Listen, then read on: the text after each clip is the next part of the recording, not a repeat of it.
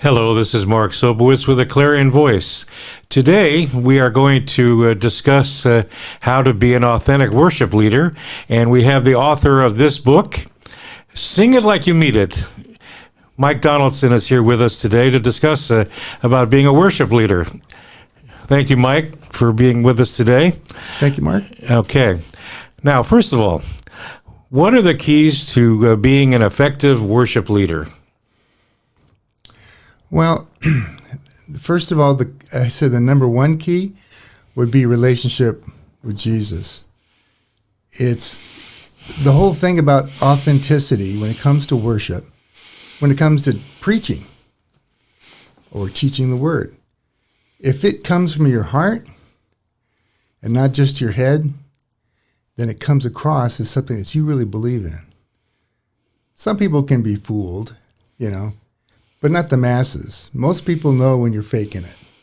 And so authenticity comes, that word, is from being, it also carries an authority. But you got to be real, and that's how it starts. Being real with God, and then being called by God. I'm sure as you read, there are many times when I put my guitar down. That's what I do, is I play the guitar. Thinking that I got ahead of God or something wasn't working right. But what it does, it helps with perspective. I see some people who keep pushing their agenda thinking that that's God's will. Well, how do you know? You got to ask. And the best thing to do is to step back and ask. Okay. Now, do you have to really have any musical training to be able to either be a worship leader or part of a worship group? It certainly helps. It's not that you couldn't learn those traits, because some qualities in people, they're a learned trait, and others, they're just natural. Natural leaders, with a natural ability, natural. I've seen some people that are, crazy, love music. And I said, hey, what are you playing there? And they go, I don't know. I don't know what the notes are. I don't but it sounds right. And I just learned, I just sat down and started playing the piano. I've heard those stories all the time. And so there are people out there that are a lot better than I am in regards to musician ability. But, very few, and I'm saying very few because of what I've noticed, of what I've, my own personal examination, very few can get into that place of intimacy because of their own lack of intimacy with the Lord. Okay. To be able to put that into worship and then draw others into that same intimate place. Now, what kind of group dynamics do you try and create as a worship leader? I mean, what do you expect from the people that play with you, no matter how big or small the group happens to be? You need to be on the same page, I imagine, to be effective. Right. Yeah. Is there anything in particular that you want these people to know so that they're in line with what you're looking for? I have, and this, I don't share. Well, let me just put it this way: there's a lot of people that agree with what I'm about to say, including my wife. Okay, we start worshiping, and then the Lord shows up. Okay, I believe God is here, even right now among us, just the both of us. The more, or the greater recognition of who He is. Okay. And that He is here to exist, to bless His children. It just creates that agreement, which is very powerful, as you know. And when you agree with that, we just become more aware of His presence. I think there's so many spiritual things around us that we're just not aware. What I would love to see would be people who come in to be aware of His presence, and to want it as much as I want it. Because not everybody comes with the same heart. They don't try as hard, They're like little birds every time they come, feed me, feed me, feed me. Instead of let me push and give you some. Like when I do a conference, those are the most fun. or when we have nights of worship like we did Sure. last week. Right. Because people are going to go, oh, goody, we're going to worship, and we're going to do it for a long time. People go to conferences, they pay money, right? And they're like, I'm away from home maybe. I may have come from a place where I had to get a hotel room, and here I am. I get to spend my time with God. Let go, ready, go. And I could sing Mary Had a Little Lamb, and these people would just be off in the spirit, just because of where their heart's at. They really want it, and it's there.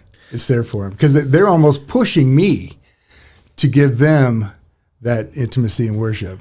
I noticed in reading the book that there's a lot of preparation that is required before you start, leading a group of people or a conference or a congregation. What goes into preparing for leading worship? I mean, what kind of things do you do in order to get in the spirit or whatever is supposed to happen beforehand? I noticed you were saying about giving to the people, they what they came for. So what I just noticed that there's a lot more than just getting up and playing an instrument and singing a worship song. There's a lot more to it than just that. Yeah. So what goes into preparation? Well, behind the scenes, Right. like take for instance, let me just give you an example. The last conference that I did, we did a conference call. It was more like a conference practice where I had the drummer who was in Washington. I had the bass player who was in another part of the state, and we all basically played together. So we had some people in the room I was in, but learning songs, going over songs, making sure we got basically the cue. And that's, the basic cues. A lot of people have told me that I'm easy to follow when it comes to how I do things. I don't know what that means. All I know is I'm thankful for that, because if I'm going a certain direction, they just follow with me. And that's very helpful. Spiritually, it's tough because you're so busy trying to get, the logistics. You got to get the sound. I was responsible for, getting together the sound crew and getting somebody to run the sound while we were playing. I mean, there's just a lot to it. The bigger the band, the harder it is, because. Mm-hmm. Right. So I'm into small groups now for that reason. So let's get a small crew together and just a skeleton crew. But that really helps spiritually. I would say that it was more like taking some time, because you got to search out the Lord. And I'm a big proponent of hearing God's voice. And if you hear God saying thus and so, go that direction. I mean, people are saying, well, yeah, but you got to do it this way, or you got to do this. And I think God's telling you to do that.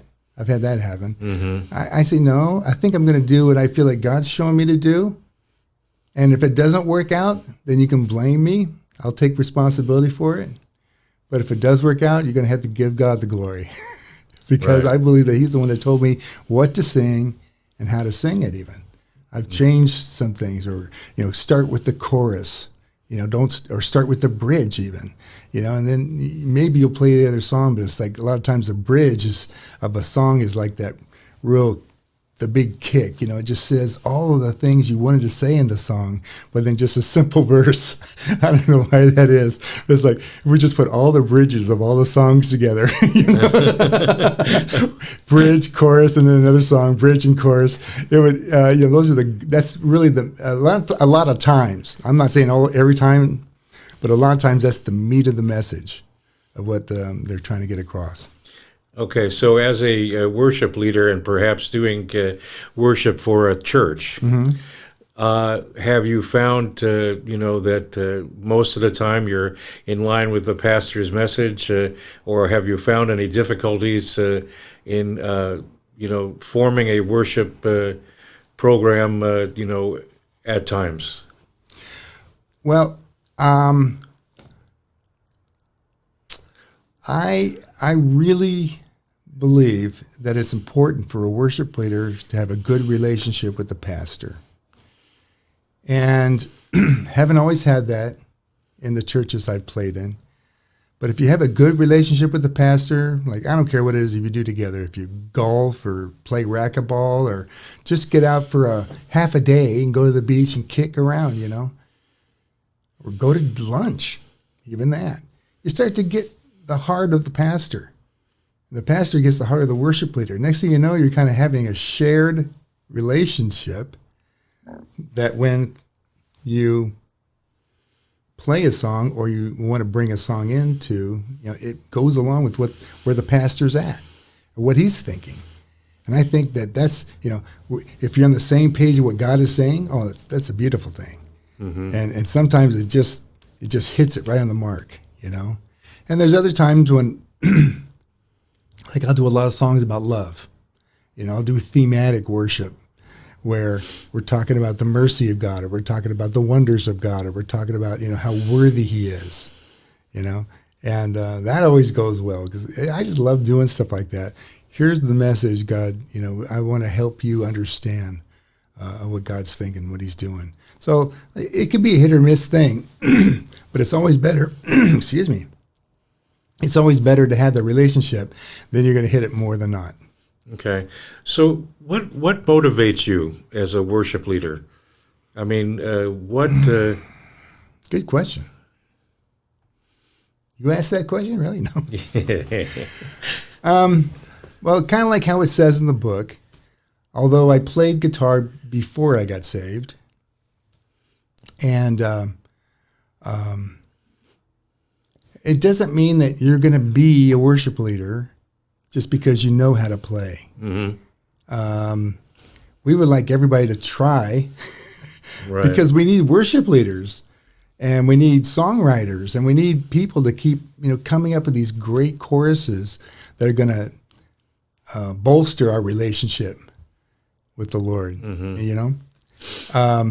What motivates me is the people around me. Last night we had a great time and of worship before we had somebody teaching, and people come up to me and they just say, "Man, that was a great time of worship," and that encourages me to keep going. I would say that's on the external. On the internal, I can't get away from it now.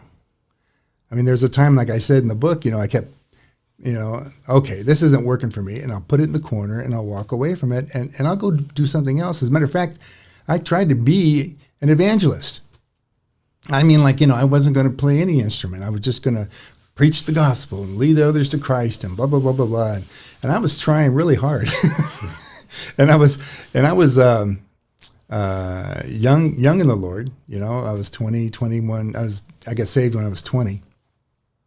And I remember, John Wimber, who I was underneath at the time, he was my pastor.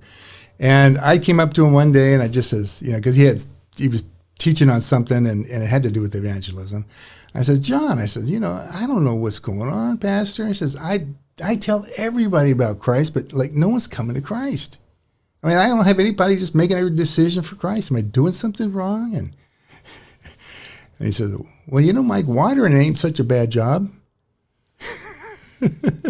So a lot of times somebody else has planted a seed, you're watering the seed, or you're just providing the seed, and then you're walking away, never seeing them again, not knowing that there's a harvest around the corner. Well, I look at that like worship. I put it away, and it kept coming back. And that was a good sign that this is what God wants you to do. That's my personal view on it. Mm-hmm. I don't want to, sugarcoat that any other way than, I've been playing for years. I have a right now to do this, or that right. doesn't play right with me when I hear people saying that, because I came from the opposite end of that. So, okay. Well, if you are interested in becoming a worship leader or finding out what it takes, I have the book for you. It's called Sing It Like You Mean It, written by our guest, Mike Donaldson, and who has been a worship leader for over 40 years. And so thank you, Mike, for giving your insights on worship. And if you are liking this video, please share it with someone, especially if you know someone who is interested in leading worship, and also like and subscribe. Until next time, this is Mark Sobowitz with a Clarion Voice.